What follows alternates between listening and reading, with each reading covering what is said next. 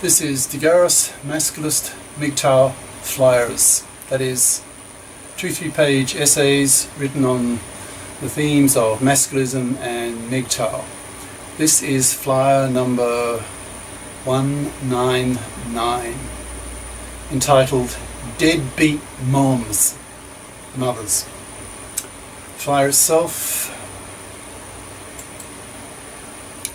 Deadbeat Moms by Prof. Dr. Hugo de GARIS. Email profhugodegaris@yahoo.com. Website profhugodegaris.wordpress.com. Abstract: Deadbeat moms are divorced mother fluffies who have been given sole custody of the kids. Deadbeat moms expect their ex-husbands to pay for these kids whom the deadbeat moms see as theirs. Deadbeat moms are one of the enemies of the masculist, as this essay shows. I'm a great believer in the power of labels. Where would Marx, that's Karl Marx, be without his capitalists, proletariat, surplus value, alienation, exploitation, etc.? Labels put new concepts into people's minds. The best ideologists know this and create new labels to sell their ideologies. A 2 or 3 syllable label that slips easily off the tongue has real sticking power in the memory and is easily used. It becomes a meme, M-E-M-E, that is easily transmitted from one human brain to the next, like a virus. I've been watching feminist, anti-feminist, masculist, MGTOW, etc. videos lately and keep hearing the term deadbeat dad coming from fluffy feminists who are angry at their ex-husbands who resisted giving their ex-wives money to pay for the kids to whom she had been given sole custody. Fluffies, for whom the term is new, are traditional women who expect to be kept financially by a man. The primary aim of the masculist movement is to wipe out fluffies by forcing them to become FIPs, that's financially independent persons.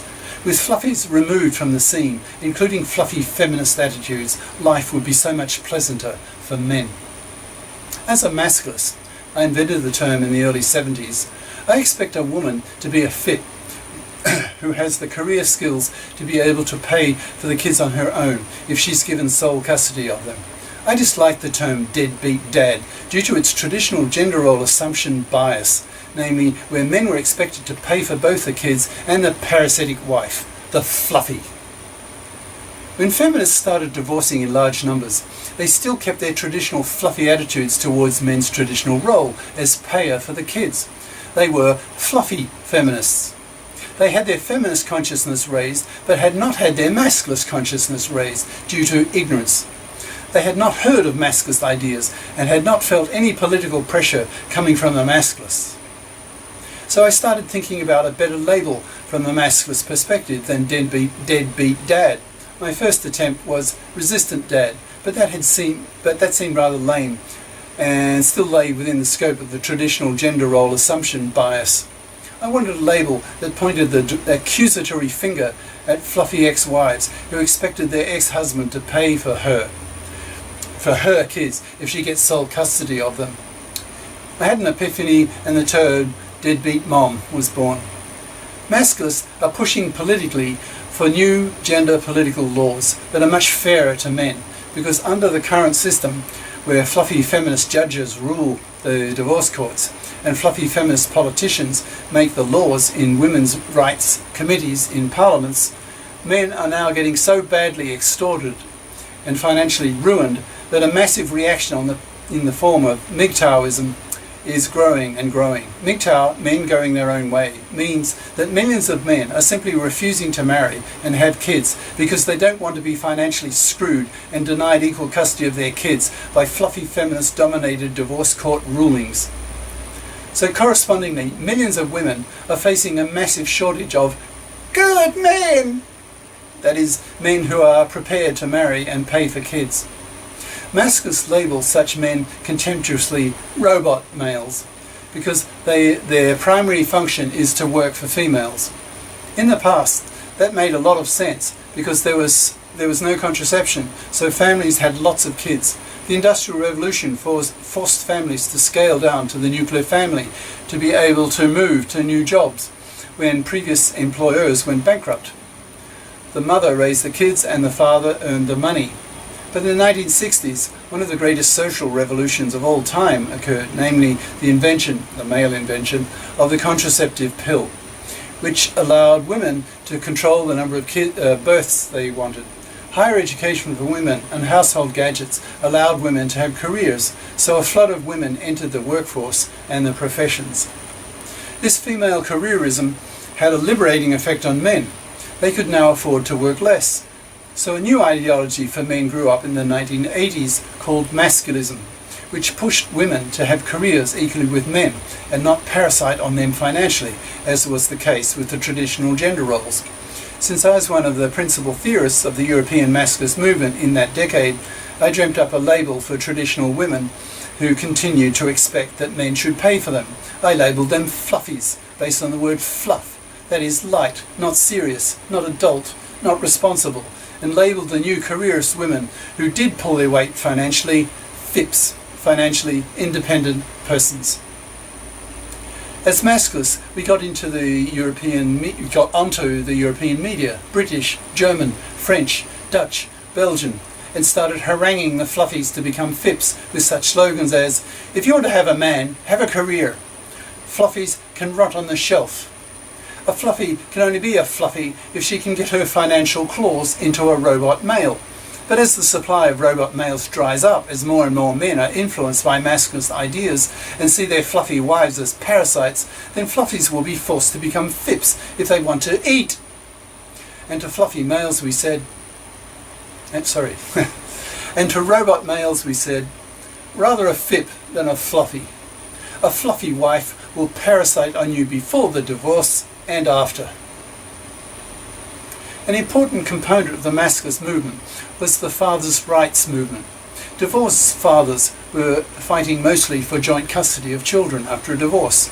Many fathers were strongly attached to their kids and were deeply hurt when fluffy feminist judges almost automatically gave custody to the mothers. Many countries did set up joint custody default laws, but from the point of view of the masculists, this did not resolve fully the problems men were having in the divorce courts. When a divorced couple has joint custody of the kids, the masculists agreed that both the father and the mother should pay roughly equally for the upkeep of the kids. Fathers who have regular interaction with their kids care for them and are willing to help pay for their upkeep. A problem arises when the mother wants sole custody of the kids and then demands that the father pay either entirely or partly for the kids' upkeep. Research shows that when the mother gets sole custody of the kids and the father then moves to another city, then after 5 years, 90% of those fathers have lost contact with their kids. That's the reality. Masculists push very hard for women to become FIPs. If a woman is a fluffy and not career competent, incapable of earning good money because she did not invest in her education to the limit of her ability, then she is utterly eschewed by masculists. Masculists simply refuse to have relationships with fluffies because when the divorce comes, which is pretty much a 50-50 event in many countries, a man married to a fluffy will get destroyed financially by the divorce courts now largely controlled by fluffy feminist judges. In many advanced countries, fluffies have virtually died out.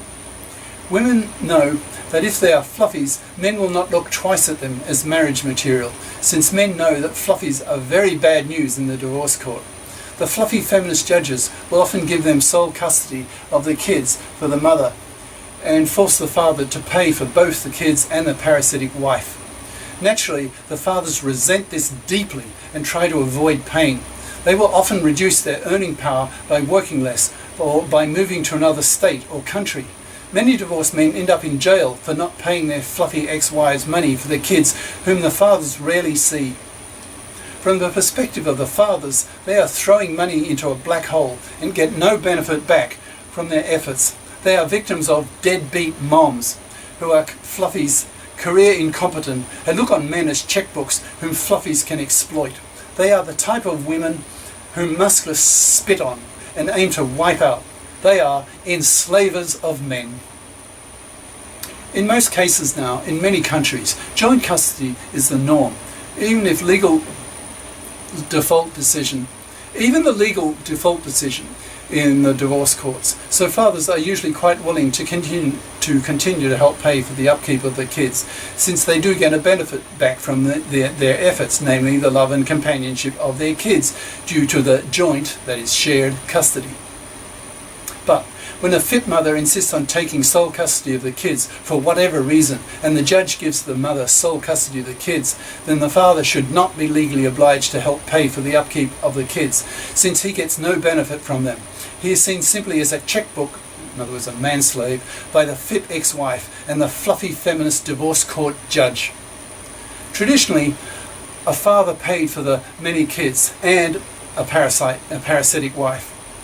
A divorcing fit mother who gets sole custody has only the 1 or 2 kids and no parasitic husband to pay for.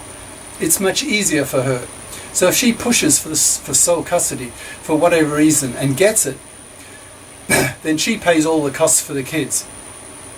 Such laws will make her think twice about the idea of pushing for sole custody, because she will then have the full burden of the cost of the kids. In the US, it costs about $200,000 to raise one child. Studies show that kids who grow up in fatherless homes are much more likely to drop out of high school, be delinquents, become drug addicts, get arrested, and go to jail. So a fit mother should keep this in mind when she's thinking about pushing the judge for joint custody. It's not good for her kids to deprive them of joint custody. The real problem, however, remains the fluffy ex-wife who is not bothered to become sufficiently fit to pay for both herself and her kids if she gets sole custody.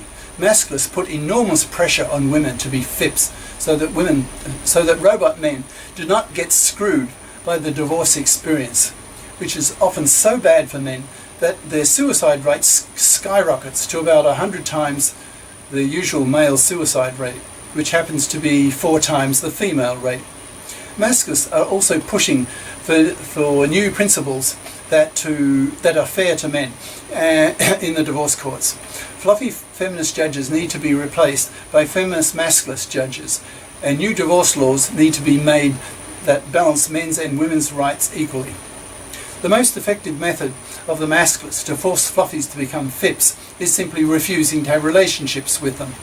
Masculist men do not want to go through the financial horrors of the divorce courts biased against them by ignorant fluffy feminist judges. What we're now doing is a mass exodus from marriage by men who no longer tolerate the financial risks of divorce from fluffy wives. As a result, millions of women around the world are really suffering because their deepest visceral needs of having a baby are not being met.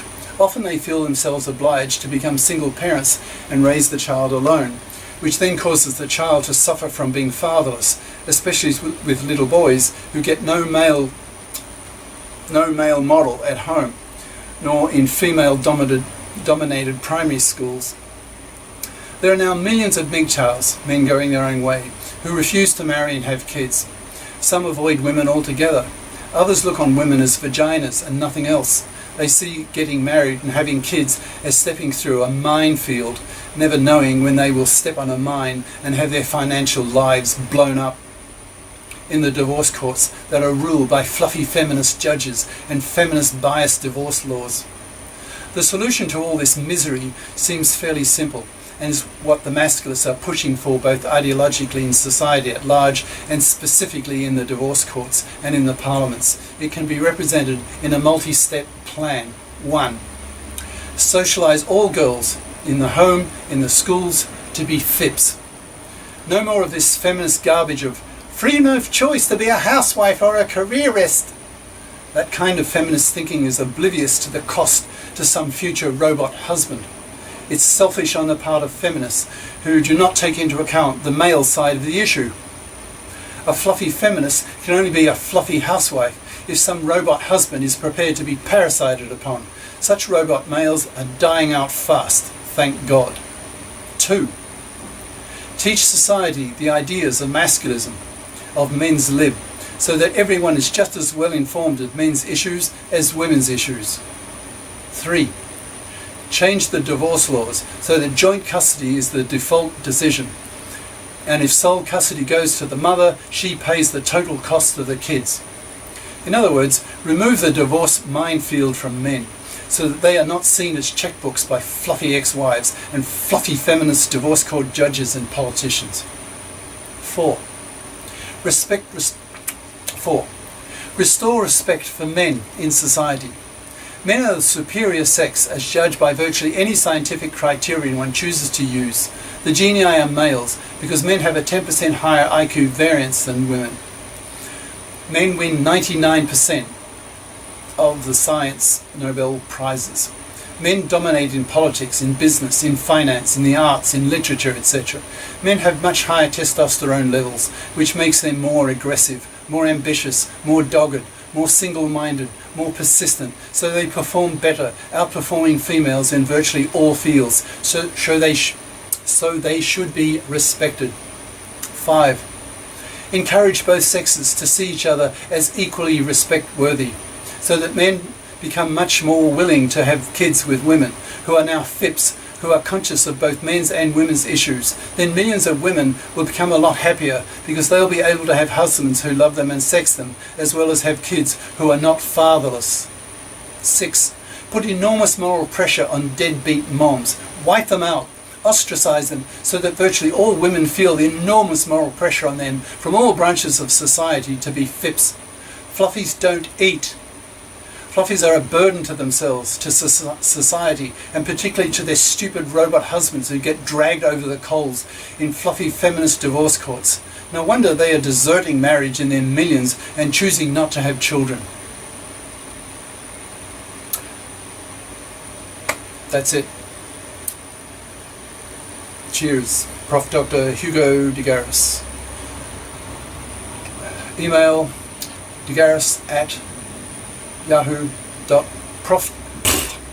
profhugodegaris@yahoo.com. Website profhugodegaris.wordpress.com. YouTube channel name De Garis, Masculist, MGTOW, Flyers.